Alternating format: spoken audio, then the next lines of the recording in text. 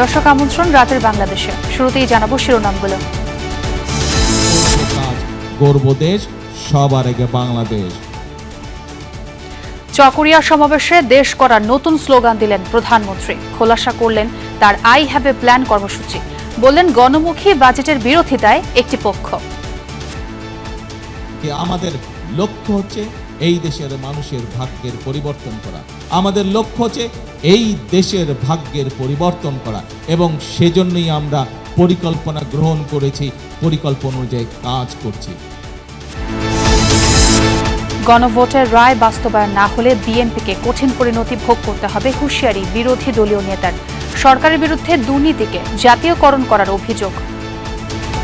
আপনি কথা দিয়েছিলেন আপনি ক্ষমতায় আসলে দুর্নীতির ত্রুটি চেপে ধরবেন। আমরা দেখতে পাচ্ছি দুর্নীতিকে জাতীয়করণ করা হয়েছে। নেইমারহীন মিশন হেক্সা শুরুতে ব্রাজিল সমর্থকদের নজর ভিনির দিকে। ভোরে মরক্কোর বিপক্ষে ম্যাচ, গতি আর সলিড ডিফেন্স আটলাস সিংহদের শক্তি। ৮ দিনের আইসিইউ এনআইসিইউ রোগীদের নিয়ে অনিশ্চয়তায় স্বজনরা। সরকারি হাসপাতালে শয্যা সংকট, বেসরকারির খরচ নিয়ে কপালে চিন্তার ভাঁজ। ডায়ালাইসিস আপনি ঢাকার অন্যান্য হসপিটালে যান, তারা কিন্তু অনেক বেশি চার্জ করে। ডাক্তার নাই, এখন চলে যেতেছে। প্রথম 2 দিন ভর্তি ছিলাম, বুধবারে আর কি আমার সিজার হয়েছে, আজকে রিলিজ নিলাম।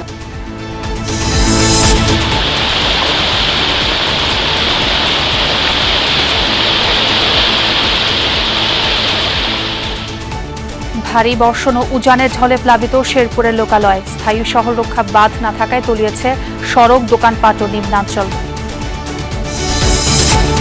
তারল্য সংকটের চাপ পড়েছে ইসলামী ব্যাংকের এটিএম বুথেও। জরুরি প্রয়োজনে টাকা তুলতে পারছেন না গ্রাহক। আগামীকাল থেকে স্বাভাবিক সেবা পাবেন আশ্বাস কর্তৃপক্ষের। এছাড়াও রাতের বাংলাদেশে আরও থাকছে: হামলা বন্ধের শর্তে ইরানকে কয়েক বিলিয়ন ডলার অর্থ ছাড় দিচ্ছে আরব আমিরাত। খবর রয়টার্সের, প্রতিবেদন ভিত্তিহীন বলছে আবুধাবি।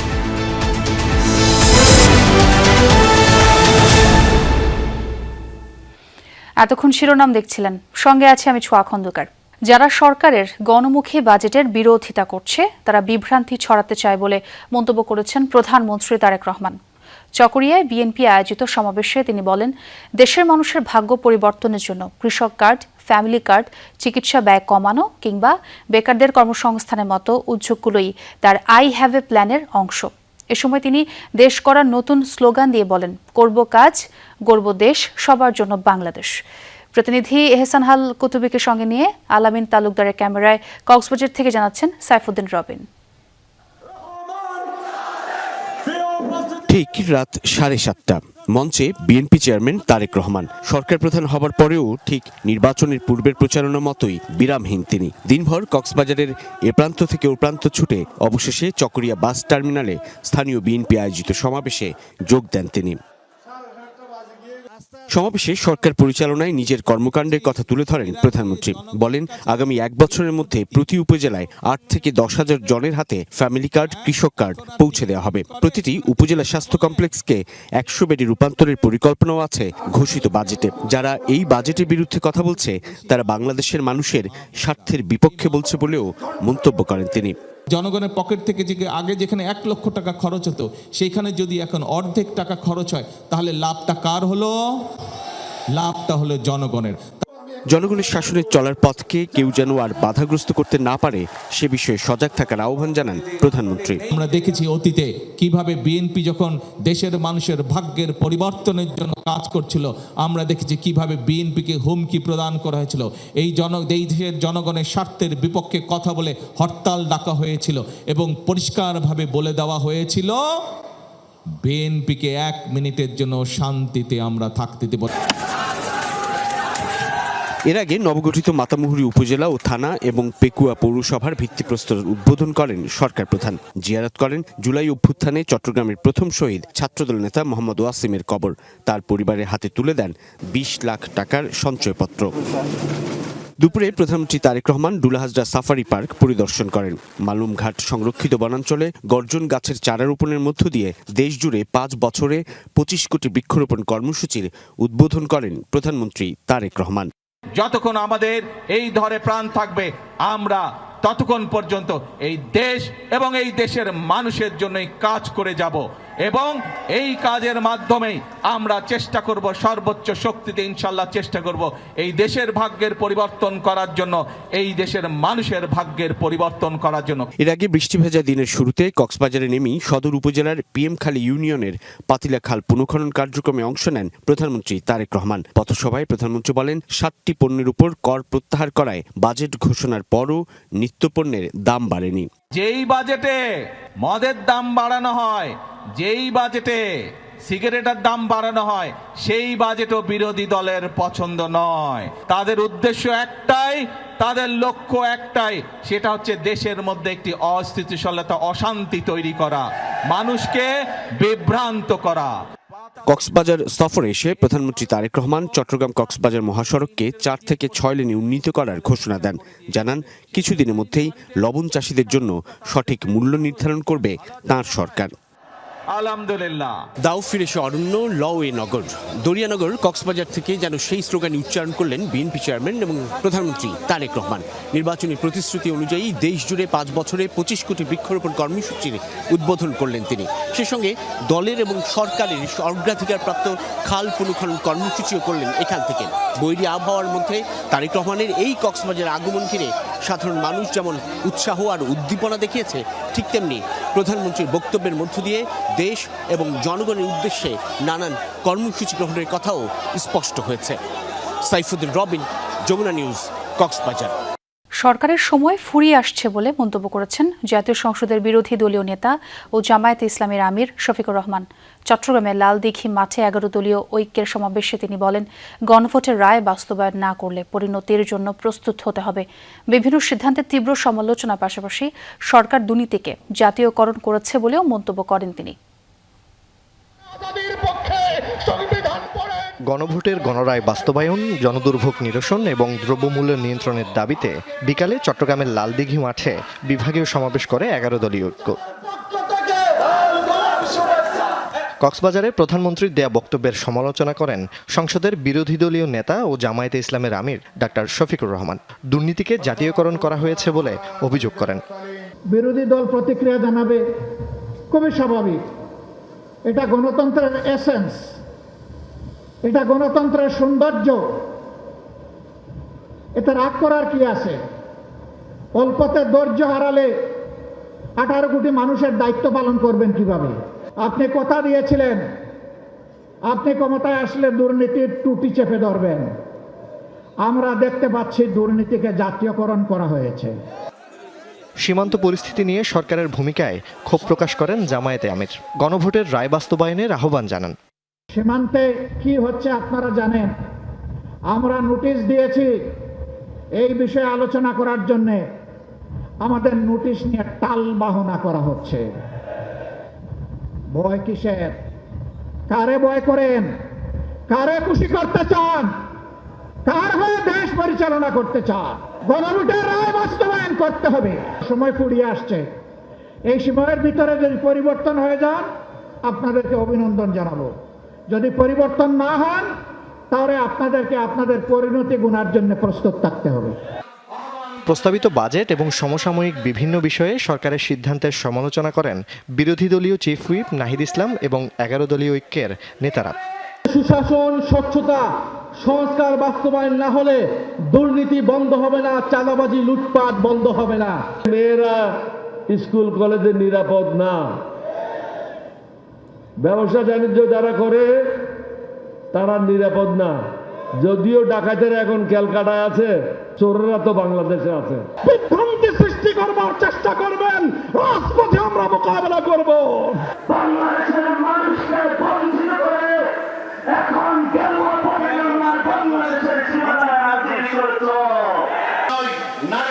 জোবায়েদ ইবনে শাহাদাত, যমুনা নিউজ, চট্টগ্রাম। গ্যাস, জ্বালানি ও বিদ্যুতের দাম বাড়িয়ে বাজেট বাস্তবায়ন করা সম্ভব না। এমনটাই বলেছেন জামায়াতের সেক্রেটারি জেনারেল মিয়া গোলাম পরওয়ার। দুপুরে ভোলায় দলীয় এক অনুষ্ঠানে এসব কথা বলেন তিনি। গোলাম পরওয়ার অভিযোগ করেন, জুলাই সনদকে অস্বীকার করে জনগণের বিরুদ্ধে অবস্থান করছে সরকার। আবার দলীয় নেতা কর্মীদের সুবিধার জন্য উচ্চাভিলাষী বাজেট পাশ করার চেষ্টা চলছে। এ সময় ভোলার মানুষের জীবনমান উন্নয়নের জন্য গ্যাসভিত্তিক শিল্প কারখানা স্থাপনের দাবি জানান জামায়াতের এই শীর্ষ নেতা। জুলাই সনদকে অস্বীকার করে আপনারা যেমন জনগণের বিরুদ্ধে অবস্থান নিয়েছেন, আবার এই দলীয় কর্মীদের সুবিধা এবং লুটপাটের জন্য উচ্চাভিলাষী বাজেটে যদি আপনি জনগণের আকাঙ্ক্ষার বিপরীতে জোর করে পাশ করে নেন, তাহলে আপনারা জনগণ থেকে বিচ্ছিন্ন হবেন।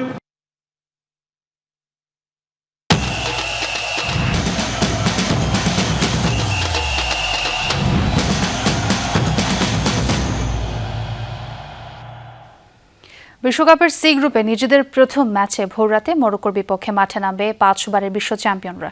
ইনজুরি দুশ্চিন্তার কারণ হলেও সলিড ডিফেন্সে সেলেসাওদের রুখে দিতে প্রস্তুত আফ্রিকান চ্যাম্পিয়নরা। নেইমারকে ছাড়াই বিশ্বকাপ শুরু করছে ব্রাজিল। তবে রেকর্ড 5 বারের বিশ্বজয়ীদের ভরসা এখন ভিনিসিউস, রাফিনিয়ার গতি আর অ্যানচেলোত্তির মাস্টার প্ল্যান। প্রতিপক্ষ কাতার বিশ্বকাপের সেমিফাইনালিস্ট ও বর্তমান আফ্রিকা চ্যাম্পিয়ন মরক্কো। শেষ 45 ম্যাচের মাত্র 2টিতে হারা অ্যাটলাস লায়ন্সরা এবারও অঘটনের খোঁজে। সেলেসাওদের হাইলাইন ডিফেন্স বনাম আশরাফ হাকিমিদের খুনে কাউন্টার অ্যাটাক। লড়াইটা মূলত ব্রাজিলের সাম্বা জাদু আর মরক্কোর জমাট দেয়ালের। বিশ্বকাপের সেরা খেলোয়াড় হতে আসেনি, এসেছে ব্রাজিলের 6ষ্ঠ বিশ্বকাপ জয়ের সঙ্গী হতে। হেক্সামিশনে মাঠে নামার আগে এমনই আত্মবিশ্বাস ভিনিসিউস জুনিয়রের কণ্ঠে। মরক্কো ম্যাচে নেইমার না থাকায় ব্রাজিল তাকিয়ে ভিনির দিকে। নিউ জার্সির মেট লাইফ স্টেডিয়ামে ম্যাচ শুরু হবে বাংলাদেশ সময় ভোর 4টায়। এই সোনালী ট্রফিটা দামি, তবে আবেগটা খাঁটি। গত 24 বছর ধরে এই দামি ট্রফিটা নিয়েই প্রার্থনায় রত ফুটবল পাগল ব্রাজিলিয়ানরা। গত 5 বিশ্বকাপ ধরে মিশন হেক্সা হয়েছে মিশন ইম্পসিবল। তবুও 26-এ নতুন স্বপ্ন যোগবনিত। গত বিশ্বকাপের কোয়ার্টার ফাইনালে ক্রোয়েশিয়ার কাছে পেনাল্টিতে হেরে বিদায়ের ক্ষত ভোলেনি সেলেসাওরা। সেই ক্ষত এবার দলের ক্ষুধা বাড়িয়েছে আরও। পুরো ফিট না থাকায় এরই মধ্যে মরক্কোর বিপক্ষে ম্যাচ থেকে ছিটকে গেছেন নেইমার। এ অবস্থায় ভিনিসিয়াসের দিকে তাকিয়ে গোটা ব্রাজিল। বিশ্বকাপ অন্য যে কোনো টুর্নামেন্টে থেকে আলাদা। গত বিশ্বকাপ থেকে আমি শিখেছি শেষ মিনিট পর্যন্ত আমাদের মনোযোগ ধরে রাখতে হবে। গতবারের ভুল থেকে আমরা শিক্ষা নিয়েছি। ব্যক্তিগত অর্জন নিয়ে আমি একেবারেই উদ্বিগ্ন নই। আমি এখানে বিশ্বকাপে সেরা খেলোয়াড় হতে আসিনি, আমি এসেছি ব্রাজিলের 6ষ্ঠ বিশ্বকাপ জয়ের সঙ্গী হতে। ব্রাজিলকে শীর্ষে উঠতে সাহায্য করাই লক্ষ্য ভিনির। মাঠের লড়াই শুরু হয়নি এখনো, তবে ভিনি বলছেন তাদের বিশ্বকাপ শুরু হয়েছে আরও আগেই। প্রস্তুতি, উন্নতি আর মাঠের খেলায় পূর্ণ মনোযোগী 5 বারের বিশ্ব চ্যাম্পিয়নরা। বাড়তি ভরসা গুরু কার্লো আনচেলোত্তি। আনচেলোত্তির অধীনে খেলা সবসময় আমার জন্য বিশেষ কিছু, কারণ তিনি আমাকে মাঠে পূর্ণ স্বাধীনতা দেন। আমি শুধু গোল করার কথা বলছি না, ভালো ফুটবল খেলার কথাও বলছি। আমি কয় গোল করলাম এটা একদমই গুরুত্বপূর্ণ নয়, গুরুত্বপূর্ণ হচ্ছে দল কেমন খেললো। গত আসরের চেয়ে এবার আরও ভালো সময় কাটবে বলে আশা করছেন এই রিয়াল মাদ্রিদ তারকা। গত 4 বছরে বেড়েছে অভিজ্ঞতাও, তাই সতীর্থদের নিয়ে দুর্দান্ত এক বিশ্বকাপ কাটানোর অপেক্ষায় ব্রাজিলের নাম্বার 7। রঞ্জন শান্ত, যমুনা স্পোর্টস। গ্রুপ বিতে রাতে নিজেদের প্রথম ম্যাচে মুখোমুখি হতে যাচ্ছে কাতার ও সুইজারল্যান্ড। রাত 1টায় সান ফ্রান্সিসকোতে মাঠে গড়াবে ম্যাচ। কাতার দ্বিতীয়বারের মতো বিশ্বকাপে অংশ নিচ্ছে এবং 2022 সালের হোম আসরে গ্রুপ পর্ব থেকে বিদায় নেওয়ার হতাশা এবার পেছনে ফেলতে চায় তারা। অন্যদিকে সুইজারল্যান্ড ইউরোপের অন্যতম ধারাবাহিক দল হিসেবে আবারও বিশ্বমঞ্চে এসেছে। এটি তাদের 13তম বিশ্বকাপ এবং টানা 6ষ্ঠবারের অংশগ্রহণ। অতীতে 3 বার কোয়ার্টার ফাইনাল খেলার অভিজ্ঞতা তাদের আত্মবিশ্বাসকে আরও শক্ত করেছে। 2018 সালের এক প্রীতি ম্যাচে সুইজারল্যান্ডকে 1-0 ব্যবধানে হারিয়েছিল কাতার। তবে বিশ্বকাপের মঞ্চে এটি 2 দলের প্রথম লড়াই। চরম অনিশ্চয়তায় 8 দিন হাসপাতালের আইসিইউ আর এনআইসিইউ এর রোগীরা। লাইসেন্স বাতিলের পর গুরুতর এসব রোগী সরানোর নির্দেশ দিলেও নির্ধারিত সরকারি হাসপাতালগুলোর আইসিইউতে নেই বেড। আবার বেসরকারি হাসপাতালের খরচ বহনের সামর্থ্য নেই অনেক পরিবারের। ফলে বাধ্য হয়ে 8 দিনই চিকিৎসা নিচ্ছেন তারা। লাইসেন্স বাতিলের সিদ্ধান্ত নিয়ে মিশ্র প্রতিক্রিয়া রোগী স্বজনদের। বাতিল করা হয়েছে আদ্দিন হাসপাতালের লাইসেন্স, কিন্তু বিক্রমপুর থেকে আসা শিশুর চিকিৎসা হচ্ছে সে হাসপাতালেরই পিআইসিইউতে। সামনে অপেক্ষারত দুই স্বজনেরাও জানেন স্বাস্থ্য অধিদপ্তরের নির্দেশনা, কিন্তু নিরুপায় তারা। আমরা কেমনে পাইলাম আমরা এই রোগী কেমনে পাই করুম নিতে পারতেছি না, কারণ আমরা যদি বাবু লয়ে যাই যদি ইয়ে মারা যায় সেটা রিস্কে নিব, কারণ অক্সিজেন সব জায়গায় পাওয়া যায় না, আর এই বাচ্চা অন্য কোনো জায়গায় নিয়ে গেলেও একটা রিস্কের ব্যাপার। এই রিস্কের জন্য কিন্তু এই ভয়ে সবাই একটু টাকা ব্যয় হলেও এখানে কষ্ট করে থাকি, কিন্তু কোনো সমাধান তো পাচ্ছি না ভাইয়া বলে। একই অবস্থা পিআইসিইউতে চিকিৎসাধীন আরও ৪৫ শিশুর অভিভাবকের। সরকারি হাসপাতালে খোঁজ নিয়েও আইসিইউতে বেড মেলেনি। আবার পরিচিত বেসরকারি হাসপাতালে খরচের ধাক্কা সামলানো মুশকিল, ফলে অনিশ্চয়তা নিয়ে লাইসেন্স বাতিল হাসপাতালেই চিকিৎসা নিচ্ছেন তারা। আমার মামা অসুস্থ ছিল, তখন আমি ঢাকা মেডিকেলে অনেক ঘোরাঘুরি করছি, ওখানে ভর্তি ছিল আমার মামা, মানে আইসিইউ পায় না। গেছিলাম, বলতেছে যে ডাক্তার নাই, এখন চলে যেতেছে। ডায়ালাইসিস আপনি ঢাকার অন্যান্য হসপিটালে যান, আপনি ইউনাইটেড যান, স্কয়ারে যান, তারা কিন্তু অনেক বেশি চার্জ করে। 4 দিন ছিলাম, প্রথম 2 দিন ভর্তি ছিলাম। বুধবারে আর কি আমার সিজার হয়েছে, আজকে রিলিজ নিলাম, একদম সুস্থভাবে বাসায় যাচ্ছি। আদ্দিন হাসপাতালে 6 শিশুর মর্মান্তিক মৃত্যুতে কর্তৃপক্ষের গাফিলতি পেয়েছে স্বাস্থ্য অধিদপ্তর। তদন্ত শেষে গেল 11ই জুন হাসপাতালের লাইসেন্স বাতিল করে সংস্থাটি। চিকিৎসাধীন রোগীদের সরিয়ে Dhaka medical, Mugda medical, Suhrawardy medical, Kurmitola medical ও শিশু হাসপাতালে নিতে বলা হয়েছে। সবসময় ভিড় লেগে থাকা এসব হাসপাতালের কোনোটিতেই আইসিইউ বা পিআইসিইউ খালি নেই। মুগদা মেডিকেল কলেজ হাসপাতালের উপপরিচালক জানান, নিজস্ব রোগীদের আইসিইউ প্রয়োজনীয়তায় মেটানো যাচ্ছে না। রেফার্ড রোগীদের আইসিইউ সাপোর্ট দেয়া একরকম অসম্ভব। খোঁজ নিয়ে জানতে পেরেছি এরকম কোনো রোগী আমাদের এখানে আসেনি, সেটা জেনারেল বা আইসিইউ মানে কোথাও মানে ওইরকম কোনো রোগী আসেনি। আমাদের ভর্তিকৃত রোগীদের যে আইসিইউ চাহিদা সেটাই আমাদের পূরণ করতে হিমশিম খেতে হয়। দুঃখজনক হলেও সত্য যে একটা আইসিইউ বেড খালি হয় বেশিরভাগ ক্ষেত্রে একটা রোগী মারা যাওয়ার পরে। সেই হিসাবে মানে বাইরের কোনো হসপিটালের মানে রোগীর চাহিদা পূরণ করা আমাদের জন্য অনেকাংশে কঠিন হয়ে যায়। আদ্দিন হাসপাতালে বৃহস্পতিবার পর্যন্ত 443 জন রোগী ভর্তি ছিলেন। লাইসেন্স বাতিলের পর কেউ কেউ চলে গেছেন। হাসপাতালে এখনও চিকিৎসাধীন 200-র বেশি রোগী। রাসেল আহমেদ, যমুনা নিউজ, ঢাকা। হাম ও উপসর্গ নিয়ে দীর্ঘ হচ্ছে মৃত্যুর মিছিল। গত 24 ঘন্টায় আরও 5 শিশু মৃত্যু হয়েছে। সারা দেশে হাম ও উপসর্গ নিয়ে রোগী ভর্তি হচ্ছে 733 জন। এর মধ্যে ময়মনসিংহে মারা গেছে 1 জন। প্রাদুর্ভাব শুরুর পর থেকে এখন পর্যন্ত এই জেলায় হাম ও উপসর্গে প্রাণ গেছে 50 জনের। ময়মনসিংহ মেডিকেলে নতুন রোগী ভর্তি হয়েছে 19 জন। বর্তমানে চিকিৎসাধীন 100 রোগী। রাজশাহীতে মারা গেছে আরও 1 শিশু। সিলেটে গত 24 ঘন্টায় হাসপাতালে নতুন রোগী ভর্তি হয়েছে 38 জন। চিকিৎসাধীন 278 জন।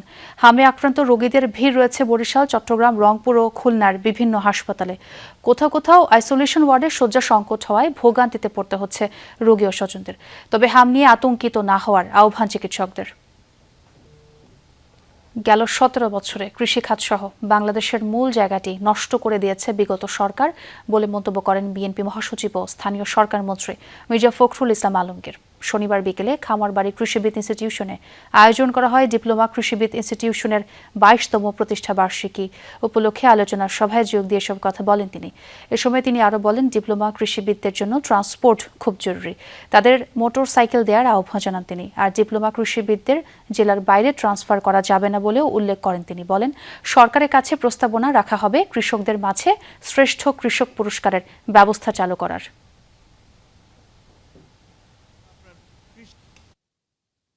আমি বিশ্বাস করি যে আমরা যদি একসাথে কাজ করি আমরা আরও সামনের দিকে যাব। আপনাদের সমস্যাগুলো সমাধান করা সহজ হবে। তবে ওই একটা কথা যে আপনাদেরকে কিন্তু সরকারের যে আপনার কর্মসূচিগুলো আসবে সেগুলোকে সফল করতে হবে, আপনাদেরকেও কাজ করতে হবে এবং একই সঙ্গে সামনের দিকে এগোতে হবে। বাংলাদেশকে দক্ষিণ এশিয়ার কাঙ্ক্ষিত বিনিয়োগ গন্তব্য বানাতে চায় সরকার। সেজন্য রাজনৈতিক স্থিতিশীলতা, টেকসই সংস্কার আর আর্থিক সহ সব খাতে সুশাসন নিশ্চিত করার কথা জানিয়েছেন নীতি নির্ধারকরা। পাশাপাশি রাজনৈতিক প্রতিশ্রুতি নীতি কৌশল বাস্তবায়িত হচ্ছে কিনা তাও খতিয়ে দেখতে আলাদা কমিশন গঠন করছে সরকার। আঞ্চলিক সংযোগ ও সহযোগিতা বাড়ানো বিএনপি সরকারের লক্ষ্য বলে জানিয়েছেন তারা। অর্থনৈতিক কূটনীতি বিষয়ক সম্মেলনে উঠে আসে এসব প্রসঙ্গ। বাণিজ্য ও প্রবৃদ্ধি বাড়াতে অর্থনৈতিক কূটনীতি কিভাবে কাজ করবে সেই পথনকশা খুঁজতে এই সম্মেলন। আয়োজক পররাষ্ট্র মন্ত্রণালয় ও বিডা। সরকারের মন্ত্রী, উপদেষ্টা আর সিনিয়র কর্মকর্তা ছাড়াও এতে যোগ দিয়েছিলেন ঢাকার বিদেশি মিশন ও উন্নয়ন সংস্থার প্রধান এবং ব্যবসায়ী নেতৃবৃন্দ। উদ্বোধনী অধিবেশনেই বাংলাদেশের বর্তমান প্রেক্ষাপট ও বিনিয়োগ সম্ভাবনা তুলে ধরেন বিডা চেয়ারম্যান। পররাষ্ট্রমন্ত্রী ব্যাখ্যা করেন কিভাবে কূটনীতিতে প্রাধান্য পাচ্ছে অর্থনৈতিক উন্নয়ন তথা বিদেশি বিনিয়োগ বাড়ানোর চেষ্টা। We fully recognize that economic resilience needs to be built on firm grounds. Therefore, our immediate priority is to restore full confidence and trust. We want to assure our citizens, our local business community, and our international partners that Bangladesh is stable, predictable, and open for business. এ সময় জনগণের কল্যাণ দলের ও সরকারের অগ্রাধিকার বলে জানান BNP মহাসচিব ও স্থানীয় সরকার মন্ত্রী।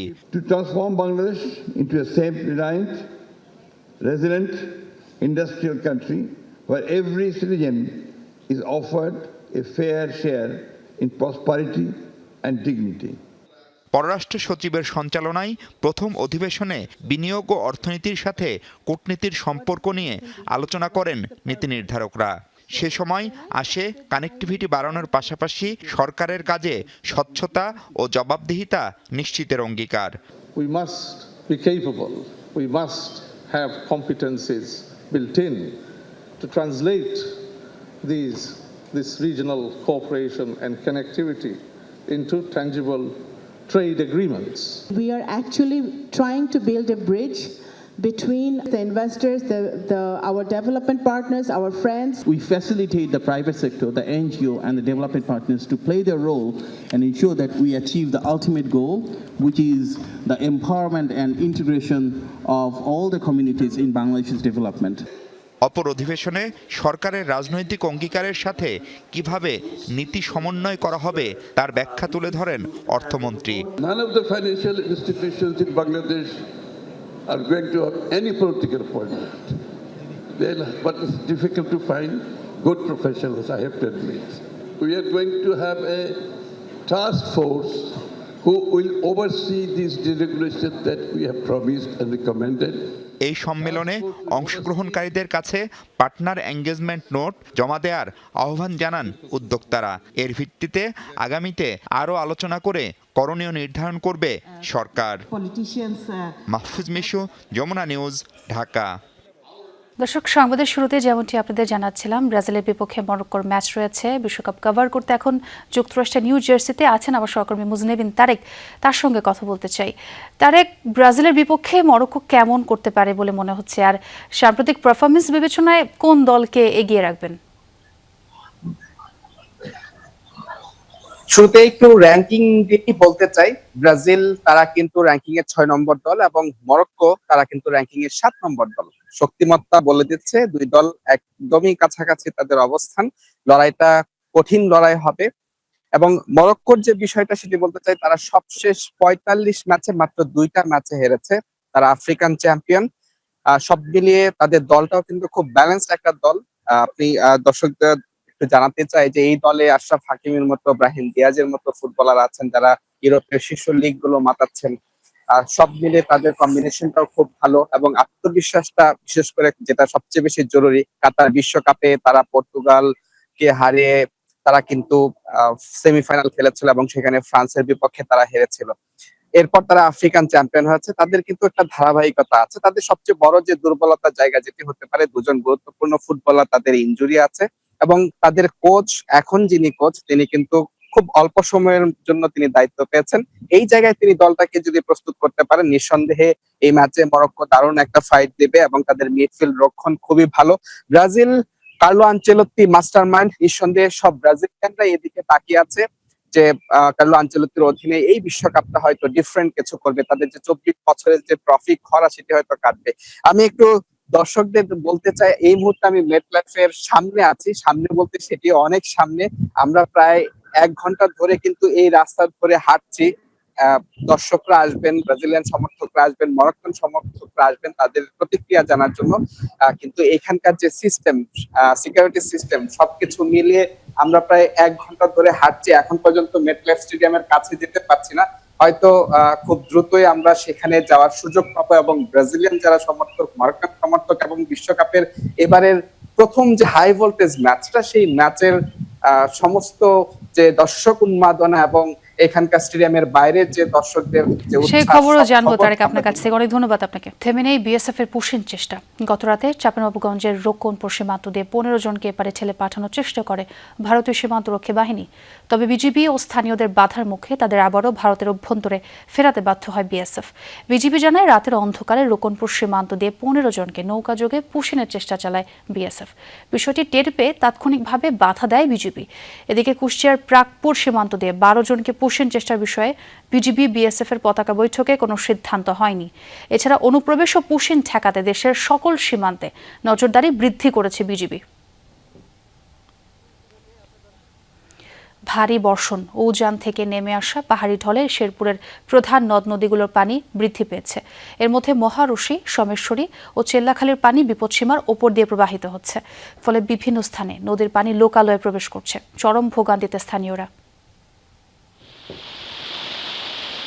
টানা ও ভারী বর্ষণ আর উজান থেকে নেমে আসা পাহাড়ি ঢল। শেরপুরের ঝিনাইগাতি উপজেলার মহারশী নদীর পানি তীর উপচে প্রবাহিত হচ্ছে।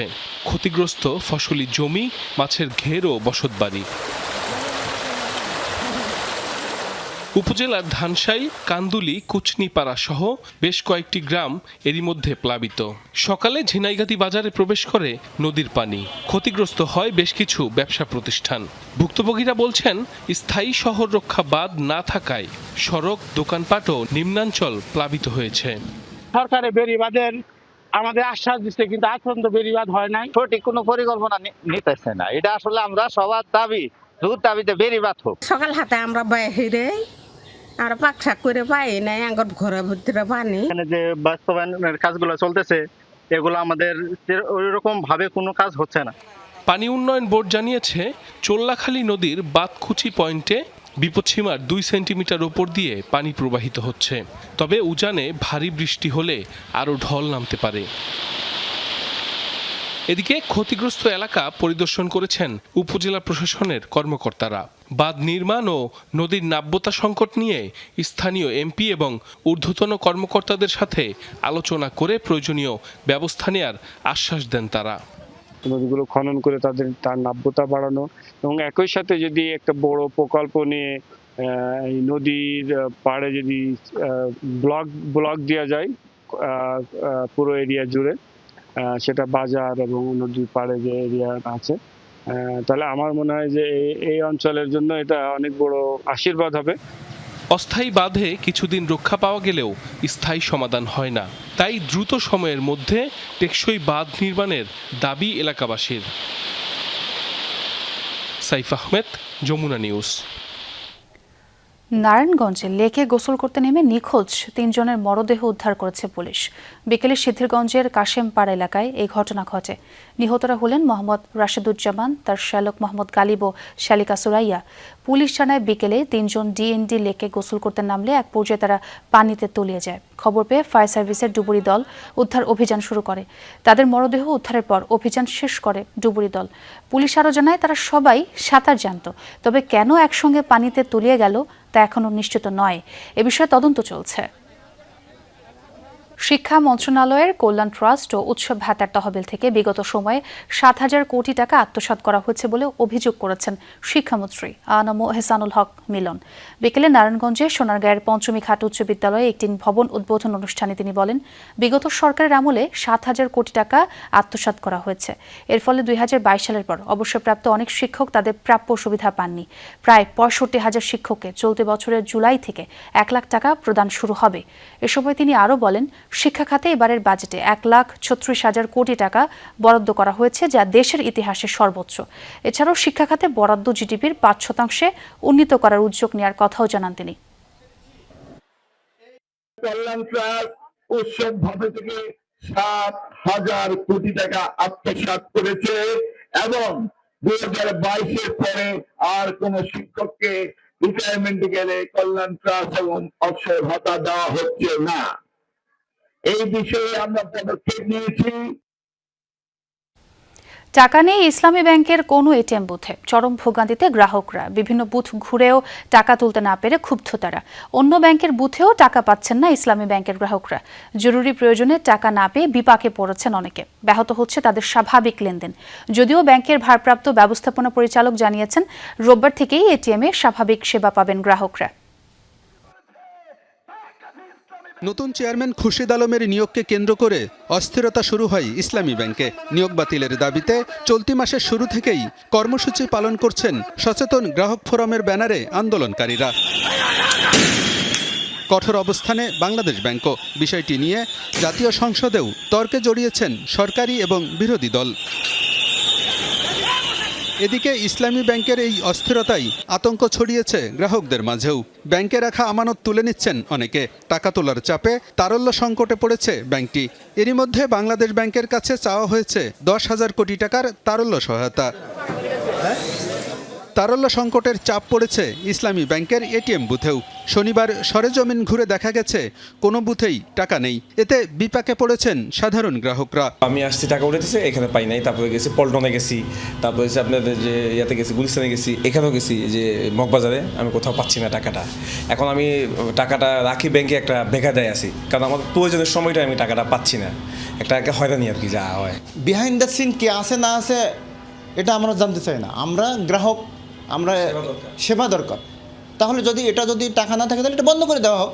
বৌদ্ধ মন্দির ব্রাঞ্চে গেলাম, বুথে গেলাম, বাসাবো বুথে গেলাম, ওইখান থেকে পাইলাম না দেখে আমি ভাবলাম হয়তো ইসলামী ব্যাংক হাসপাতালের পাশে সেটা যেহেতু জরুরি সেবা চালু থাকে, তো মানুষের টাকার প্রয়োজন হতে পারে, এখানে আসলাম। তো এইখানেও আমি টাকা পাচ্ছি না। অন্য ব্যাংকের বুথে গেলেও সেবা পাচ্ছেন না ইসলামী ব্যাংকের গ্রাহকরা। ফলে তাদের ভোগান্তি এখন চরমে। আমি 4-5টা বুথে গেছি, একটা বুথেও পাইনি। অন্য কোনো ব্যাংকে যাচ্ছি, সেখান থেকে আগে আমি একসাথে 10,000 বা 15,000 বা 20,000 উঠাতে পারতো। এখন আমি 5,000 দিচ্ছি, তা উঠতেছে না। 2,000 দিচ্ছি, তা উঠতেছে না। ইসলামী ব্যাংক যেই ব্যাংকগুলোর সাথে কোলাবোরেশন করে কাজ করে, সেই ব্যাংকগুলো থেকেও আমরা টাকা পাচ্ছি না। এদিকে ব্যাংকের ভারপ্রাপ্ত এমডি জানিয়েছেন, দরকার না হলেও আতঙ্কে অনেকেই টাকা তুলে নিচ্ছেন, যে কারণে কিছুটা টানাপোড়েন তৈরি হয়েছে। তবে রোববার থেকেই গ্রাহকরা স্বাভাবিক সেবা পাবেন বলেও আশ্বাস দিয়েছেন তিনি। সারা দেশে বিভিন্ন সোশ্যাল মিডিয়া এবং বিভিন্ন ইস্যুতে বাংলাদেশ ইসলামী ব্যাংকে টাকা উত্তোলনের একটা হিড়িক পড়ছে। সেটার কারণে স্বাভাবিকভাবে আমাদের ক্যাশে একটু চাপ সৃষ্টি হয়েছে, যার ফলে ওই শেষের দিনে আমাদের এটিএম এ কিছুটা বিঘ্ন হয়েছে টাকা পাইতে। সপ্তাহের শুরুর দিন রবিবার থেকে আমরা যে সমস্ত ব্যবস্থা নিয়েছি এবং সেই ব্যবস্থাগুলো আশা করি যদি সফল হয়, তাহলে আশা করি গ্রাহকরা এই ভোগান্তি থেকে মুক্তি পাবে ইনশাআল্লাহ। এদিকে বাজেট পরবর্তী সংবাদ সম্মেলনে ইসলামী ব্যাংকে সব ধরনের সহায়তার আশ্বাস দিয়েছেন গভর্নর। সোশ্যাল মিডিয়া গরম যে অবৈধ হস্তক্ষেপ করছে সরকার। আলমগীর হোসেন, যমুনা নিউজ, ঢাকা। স্বাধীন গণমাধ্যম কমিশন গঠনের উদ্যোগকে সাধুবাদ জানালেও কার্যকারিতা ও স্বচ্ছতা নিয়ে উঠেছে প্রশ্ন। সকালে ডেইলি স্টার সেন্টারে এ নিয়ে মতবিনিময় সভা হয়। গণমাধ্যম ব্যক্তিত্বরা বলেন, প্রেস কাউন্সিলের মতো নতুন কমিশন যেন অকার্যকর না হয়, এর জন্য দরকার স্বচ্ছতা। সংবাদকর্মীদের অধিকার নিশ্চিতের পাশাপাশি অপসাংবাদিকতা রুখতেও তাগিদ দেওয়া হয়। জাতীয় গণমাধ্যম কমিশন অধ্যাদেশ 2026-এর খসড়া নিয়ে মতবিনিময় সভা শনিবার ডেইলি স্টার সেন্টারে এই আয়োজনে অংশ নেন সাংবাদিক, সম্পাদক, গবেষক ও অধিকার কর্মীরা, যেখানে স্বাধীন ও স্বচ্ছ গণমাধ্যম কমিশনের প্রয়োজনীয়তা এবং সরকারের কাছে এ নিয়ে প্রত্যাশা তুলে ধরেন বক্তারা। আমরা আশা করছি এটা আমাদেরকে সহযোগিতা করবে। বারবারই গণমাধ্যমের স্বাধীনতা নিয়ে গুরুত্ব আরোপ করেন বক্তারা। একই সাথে অপসাংবাদিকতার বিরুদ্ধেও তোলেন আওয়াজ। বলেন, সাংবাদিকদের অধিকার রক্ষায় কমিশন যেন স্বচ্ছতার সঙ্গে কাজ করতে পারে, সেদিকে লক্ষ্য রাখতে হবে। একই সাথে স্পষ্ট হতে হবে জবাবদিহিতার জায়গাটিও। সাংবাদিকের অধিকারটা নিয়ে খুবই বেশি কথা বলি, কিন্তু যারা অপজার্নালিজমের শিকার হচ্ছেন, প্রতিদিন মিথ্যার শিকার হচ্ছেন, তাদের আসলে রাইটস এর ব্যাপারে কেউ একটা কথা বলে না। ফুল অফ কারাপশন এভরি লেয়ারে এখানে চলতেছে। আর একটা কমিশন করলেন, সেই কমিশন যদি ওই একই রোগে অসুস্থ থাকে, তাহলে you will not get something better delivery from that either. বাংলাদেশে প্রেস যতবার আন্ডার অ্যাটাক হয়েছে, কোনোদিন প্রেস কাউন্সিল থেকে কোনো স্টেটমেন্ট এসেছে বলে আমার জানার মধ্যে কোনো রেকর্ড নাই। তো সেটাও কিন্তু একটা পুনর্বাসন কেন্দ্রই হয়েছিল। তো এটা যেন আবার পুনর্বাসন কেন্দ্র না হয়। সাংবাদিকতায় কপিরাইট সুরক্ষার দুর্বলতা নিয়েও কথা বলেন বক্তারা। বলেন, অর্থনৈতিক নিরাপত্তা ছাড়া বস্তুনিষ্ঠ সাংবাদিকতা ব্যাহত হবে। কপিরাইটটা একটা বড় ইস্যু আসছে, যে মুহূর্তের মধ্যে কপি হয়ে যায়। কে কাকে কপি করছে এটা বের করার জন্য একজন লোক নিয়োগ করতে হয়, যে আসলে প্রথমে কে করলো এটা। এই জায়গায় আমি মনে করি যে কিভাবে কাজ করতে হবে, যে নতুন পলিসি হবে সেখানে এটাকে জোর দেয়া। মানুষ কিন্তু ঢাকার বাইরে জানে না যে ওদেরকে বেতন দিতে হয়, ওরা যে বাইক চালায় সেটা কোথায় পায়। তো এমন পরিস্থিতি আসলে দিন দিন কিন্তু এটা খারাপের দিকে যাচ্ছে। মালিকের স্বচ্ছতা যদি ঠিক থাকে এবং এডিটোরিয়াল জায়গাটা যদি ঠিক থাকে, তখন অটোমেটিকলি এই অপসাংবাদিকতাকে মানুষ পরিত্যাগ করবে। আলোচকদের মতে শূন্য থেকে শুরু না করে গণমাধ্যম সংস্কার কমিশনের সুপারিশগুলোকে সামনে রেখে এগোনো উচিত সরকারকে। তাহলে নতুনভাবে কমিশন গঠনে হবে না দীর্ঘসূত্রতা। এই কমিশন সম্পর্কে আমাদের আসলে খুব স্পষ্ট অবস্থান গ্রহণ করা দরকার এবং প্রোঅ্যাক্টিভ, সক্রিয়ভাবে উদ্যোগী ভূমিকা গ্রহণ করা দরকার। সুমাইয়া ঐশী, যমুনা নিউজ, ঢাকা। বাংলাদেশের মেধাবী প্রকৌশলীরা উচ্চশিক্ষা ও দক্ষতা অর্জনের পর বিদেশে স্থায়ী হয়ে যাচ্ছেন, যা দেশের জন্য বড় চ্যালেঞ্জ। এমন মন্তব্য করেছেন আইনমন্ত্রী মোহাম্মদ আসাদুজ্জামান। মন্ত্রী বলেন, দেশের উন্নয়ন, শিল্পায়ন ও প্রযুক্তিগত অগ্রগতির জন্য এই মেধাবী জনশক্তিকে দেশে ধরে রাখা প্রয়োজন। রাজধানীর আইইবি ভবনে ইঞ্জিনিয়ার্স ইনস্টিটিউশন বাংলাদেশের উদ্যোগে আয়োজিত জব ফেয়ার ও প্রজেক্ট কম্পিটিশন 2026-এর সমাপনী অনুষ্ঠানে তিনি এই মন্তব্য করেন। আসাদুজ্জামান জানান, মেধাবী প্রকৌশলীদের বিদেশমুখী প্রবণতা কমাতে চায় সরকার। তাদের মেধা, উদ্ভাবনী শক্তিকে কাজে লাগাতে বিশেষ কর্মপরিকল্পনা গ্রহণ করা হয়েছে। বাজেটে কারিগরি ও প্রযুক্তি শিক্ষাকে দেওয়া হয়েছে বিশেষ অগ্রাধিকার।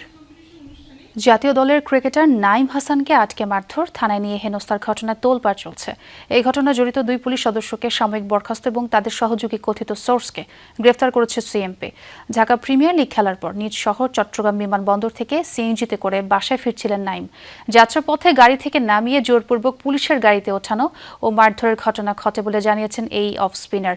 শুক্রবার রাত 11:30টার দিকে চট্টগ্রাম নগরীর লালখান বাজার ফ্লাইওভারের মুখে ঘটে এই ঘটনা। জাতীয় দলের এই অফ স্পিনারের অভিযোগ, ডিবি পরিচয়ে প্রথমে তাকে চেক করা হয়, পরবর্তীতে সাদা পোশাকে থাকা একজন ও 2 পুলিশ সদস্য তাকে মারধর শুরু করে। নিজের পরিচয় দেওয়ার পরও সে হেনস্থা থেকে রেহাই পাননি, অভিযোগ করেন নাইম হাসান। নিজ দেশে হামলা বন্ধের শর্তে ইরানকে কোটি কোটি ডলার দিতেও রাজি সংযুক্ত আরব আমিরাত। ঘটনার সাথে সম্পৃক্ত অন্তত 4টি সূত্রের বরাতে চাঞ্চল্যকর এই তথ্য ফাঁস করেছে বার্তা সংস্থা রয়টার্স। সূত্রগুলো জানিয়েছে, সমঝোতার আওতায় এরই মধ্যে গোপনে $3 বিলিয়নের বেশি ডলার দেওয়া হয়েছে ইরানকে। এই অর্থ ইরানের জব্দকৃত সম্পদ থেকে দেওয়া হচ্ছে নাকি আমিরাত নিজেদের তহবিল থেকে দিচ্ছে তা স্পষ্ট নয়, যদিও এই প্রতিবেদনকে ভিত্তিহীন দাবি করেছে আবুধাবি।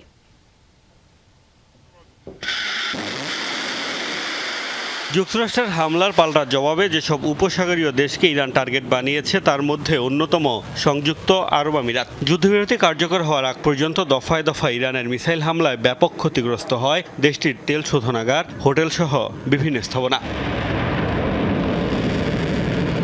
যুদ্ধবিরতির মধ্যেও পাল্টাপাল্টি সংঘর্ষে জড়িয়েছে ইরান যুক্তরাষ্ট্র। সাম্প্রতিক মার্কিন হামলার জবাবে আইআরজিসি কুয়েত, বাহরাইন ও জর্ডানে মিসাইল ছুড়লেও হামলা হয়নি আমিরাতে। দেশটিতে সবশেষ ইরান হামলা চালিয়েছে 1 মাসেরও বেশি সময় আগে, গত 4 মে। কেন ইরানি মিসাইলের লক্ষ্য হচ্ছে না যুক্তরাষ্ট্রের ঘনিষ্ঠ মিত্র আরব আমিরাত? বার্তা সংস্থা রয়টার্সের এক এক্সক্লুসিভ প্রতিবেদনে দেওয়া হয়েছে চাঞ্চল্যকর তথ্য। ইরানের হামলা থেকে রক্ষা পেতে গোপনে সমঝোতা করেছে আবুধাবি। অন্তত 4টি সূত্রের বরাতে প্রতিবেদনে দাবি করা হয়েছে, হামলা বন্ধের শর্তে ইরানকে কোটি কোটি ডলারের তহবিল ছাড়ে রাজি হয়েছে দেশটি। 2টি সূত্রের দাবি, এই অর্থের পরিমাণ $10 বিলিয়ন। এরই মধ্যে $3 বিলিয়ন দেওয়া হয়েছে বলে দাবি ওই সূত্রের। আরও 2 সূত্র জানিয়েছে, অর্থের পরিমাণ হতে পারে $20 বিলিয়ন। মূলত দুবাইয়ে তেল বিক্রির রাজস্ব সহ ইরানের বিপুল অর্থ আটকে রয়েছে, যার বেশিরভাগই আটকা মার্কিন নিষেধাজ্ঞার কারণে। বৈশ্বিক ডলার লেনদেনের উপর নজরদারি করে যুক্তরাষ্ট্র। কালো তালিকাভুক্ত কোনো ইরানি প্রতিষ্ঠানের সঙ্গে বিদেশি কোনো ব্যাংক লেনদেন করলে তাদেরও মার্কিন আর্থিক নেটওয়ার্ক থেকে বাদ দেওয়া হয়। তবে ইরানকে জব্দকৃত অর্থ দেওয়া হচ্ছে নাকি নিজেদের তহবিল থেকে অর্থ দিচ্ছে আবুধাবি, সেটি নিশ্চিত নয়।